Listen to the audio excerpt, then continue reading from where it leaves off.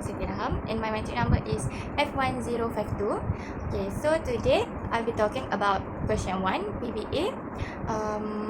Okay, for question 1, the scenario is about a multinational technology company is developing an advanced AI-powered facial recognition system for public security. While the system has the potential to enhance safety, there are growing concerns about privacy violations, data misuse, and potential biases in the AI decision-making. Based on your understanding of ethics in computing, answer the following questions. Okay, for the question A, identify and explain 2 ethical concerns related to the use of AI facial recognition technology. So my answer is, the first concern is privacy violation. Facial recognition technology collects and stores people's facial data, often without their consent. This raises serious privacy issues because individuals may be tracked or monitored in public space without knowing it. Unauthorized data collection or surveillance and can lead to misuse of personal information and loss of privacy rights. Okay, for the second concern is bias and discrimination. AI facial recognition systems can show bias if they are trained or unbalanced data sets. For example, the system may have higher error rates for certain races, genders, or age groups. This can lead to unfair treatment, such as misidentifying individuals from minority communities, and could result in discrimination or false accusations. Okay, for question B, discuss how the concepts of responsibility and accountability apply to the company developing this technology. Okay, for responsibility, the company has the responsibility to ensure that the AI system is developed and used ethically. This means they must design the system to protect users' privacy, collect data lawfully, and ensure that the AI's decisions are accurate and fair. They must also test the technology thoroughly before deployment to prevent harm to the public. Okay, for accountability, the company must be accountable for any negative consequences caused by their technology. If the system makes errors, violates privacy, or causes discrimination, the company should take full responsibility and correct the issues. They should also be transparent about how the system works, who manage the data, and how ethical guidelines are being followed. So that's all from me for the question 1. Assalamualaikum and good morning everyone. So hari ni saya akan menerangkan tentang question number 2. So question ni berkaitan dengan software engineer yang nama dia Salihin, yang dia tengah buat satu AI hiring system untuk syarikat besar. Tapi masa di stesen tu dia perasan ada satu sistem tu ada bias, yang mana dia tak ada dekat certain group tu.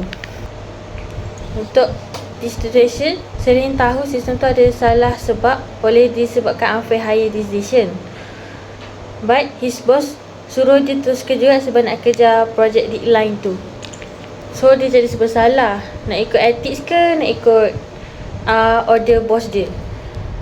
This is we call ethical dilemma.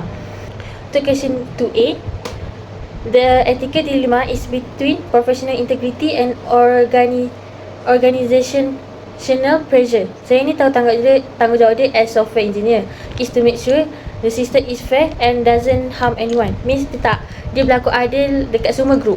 Tapi kalau dia lawan arahan bos dia mungkin akan kena marah ataupun hilang kerja. So dia kena pilih antara dua benda ni, yang benda tu betul ke ataupun benda ni jadi senang. Untuk question 2B pula, kita kena rujuk dekat SCM Code of Ethics dan Software Engineering Code of Ethics. So yang pertama kita akan gunakan from SCM Code.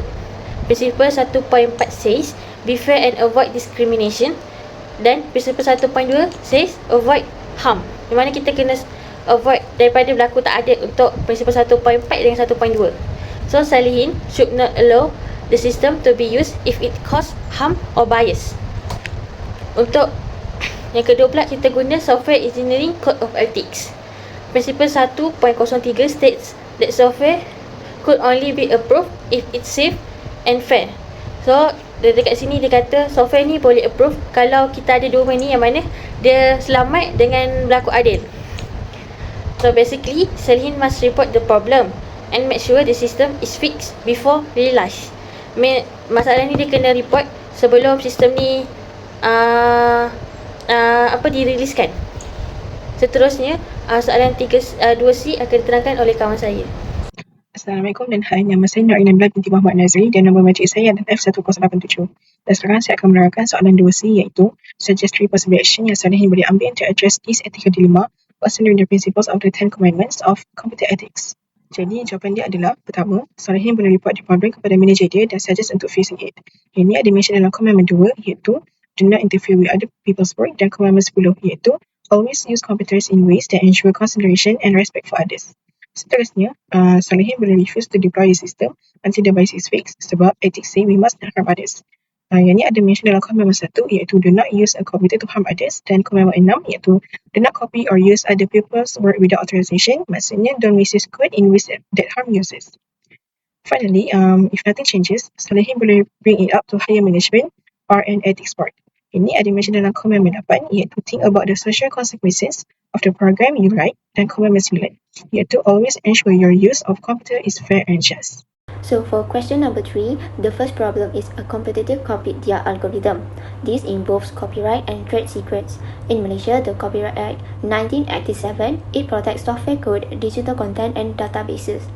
And the second problem is users are sharing premium content without permission. That's a copyright violation. TechSoft can use license agreement and digital right management to stop this. DRM helps protect from unauthorized use or distribution. And the third problem is a hacker tried to break the app security. This is a cybercrime. It is covered under the Computer Crimes Act 1997 law that punish anyone who hacks, bypasses and modifies computer system. It is also under the Personal Data Protection Act 2010. And the fourth problem is another company used TechSoft logo in ads. That's a trademark copyright. It is under the Trademark Act 2019 that protects brand identity. And for the second question is how TechSoft can protect their intellectual property. To protect their digital assets, TechSoft can use encryption to secure data, and next apply DRM to control content sharing, and add watermarking to track misuse, monitor logo usage online, and lastly use clear license agreement. That's all from me. Thank you.